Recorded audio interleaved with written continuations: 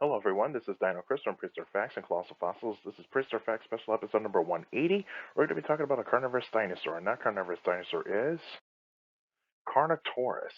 So this is an image of what Carnotaurus possibly looked like. This is based off of the latest scientific research because of the skin impressions that have been found of Carnotaurus. And so yeah, this is what Carnotaurus possibly looked like. Some information about Carnotaurus. The name means meat-eating bull. Length is 24.6 to 29.5 feet, or 7.5 to 9 meters. Height is 9 to 10 feet, 2.7 to 3 meters. Weight 2,000 to 4,000 pounds. Lived 72 to 69.9 million years ago in the late Cretaceous period. And fossils are found in Argentina. And it was found by it was described by paleontologist named Bonaparte in 1985. And so this animal was discovered over 35 years ago. And so, yeah, this is a very famous dinosaur. And so here is a map of South America. And so Argentina, this is this green country here in the southern part of South America. And so that's where Carnotaurus fossils have been found. And here's a size chart of what Carnotaurus, Carnotaurus. And yeah, it's a large dinosaur.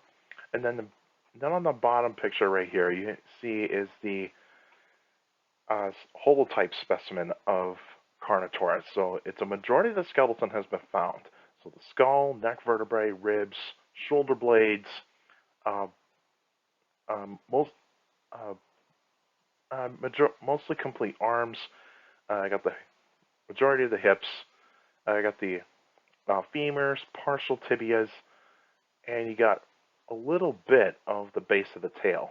And so the last part of the tail and also the bottom parts of the legs, so the feet and majority of the shin bones are not found. And so so I'm pretty sure there have been some that have been found. It's just that with the holotype there has not been that much found in terms of the legs and also the tail.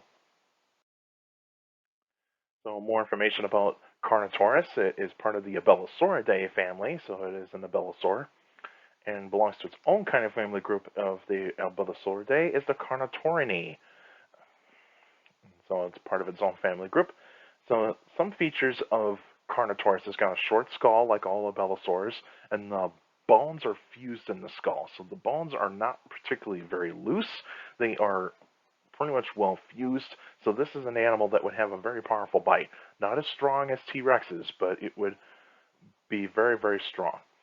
It's got small arms like all abelisaurs, and they didn't really have that much of a lower arm bone. Their lower arm bones are very tiny compared to, like, say, Tyrannosaur, uh, radius and ulna.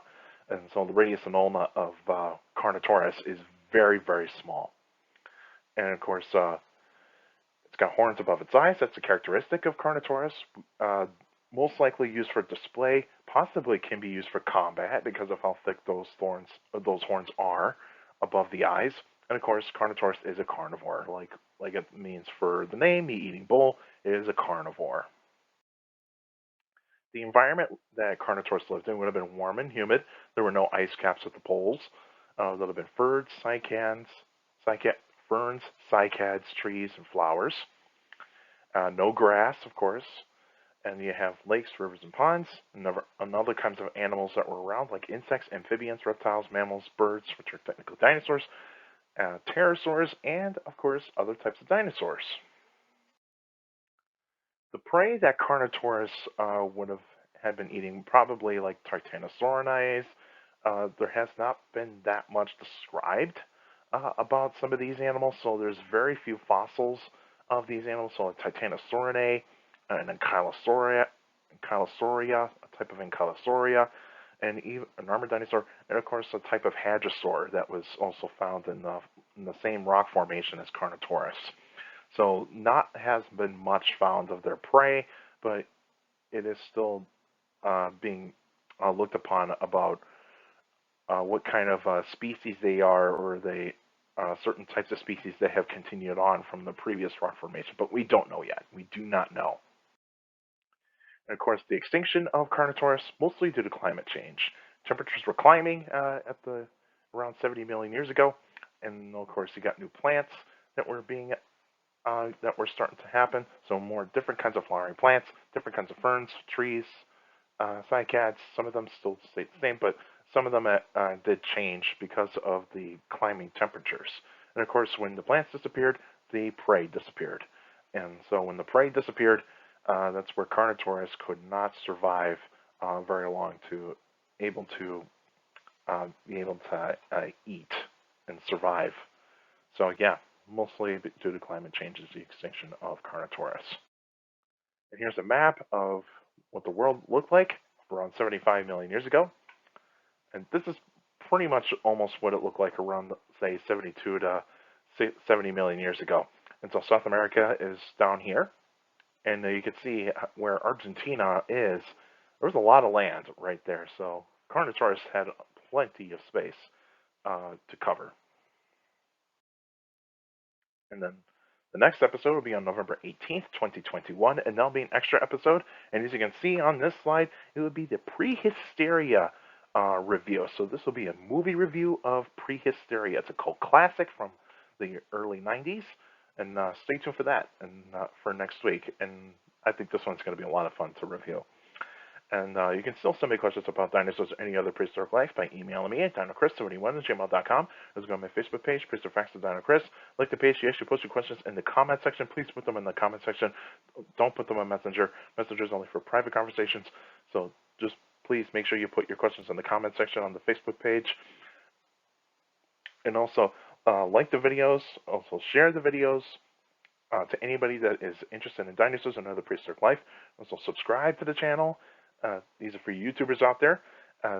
Like the channel, like the videos, subscribe to the channel. Also, share the channel to anybody that is interested in dinosaurs and other prehistoric life. And also, stomp on that notification bell so that way you can get notifications of every video that comes out every week. And also, feel free to put your questions in the comment section because I do read them all, and your questions do mean a lot in a lot of those Q&A episodes. And you guys are awesome and giving me some pretty good questions throughout the years. And also make sure you keep your questions short and to the point. You can also follow me on Instagram at dino.chris.pf. I post pretty cool stuff on there. You can also follow me on Twitter at CSGRALL. It's my Twitter page. I post pretty cool stuff on there as well. Also, take care of people around you. Notes are for younger people out there, and make sure to listen to your parents, your teachers, and your guardians. It's the best motivation you can have a good education. It's very important to have a good education. With a good education, you get a good job in the future. And also, in this kind of time, please wear a mask, social distance, wash your hands if you're not vaccinated yet. And if you're not vaccinated yet, please get vaccinated because that is very important. And got my booster not too long ago. And so, yeah, make sure you get vaccinated because that's very important. We get to close to pre-pandemic normal. That's what we all want. And also, feel free to check out Colossal Fossils. I'll put a link in the description down below so you guys can check it out. And we're fundraising for a T-Rex. So if you want to help out and donating for a T-Rex, go to colossalfossils.com on the link. Hit the donation tab and donate as much as you want to the T-Rex fund, or otherwise if you just want to donate because you feel like that we can use that type of funding to get something else for a museum, that would be awesome as well. And so, yeah, feel free to check out Colossal Fossils if you feel like, and also feel free to donate if you want. Also, that's it for now, and I'll see you guys next time.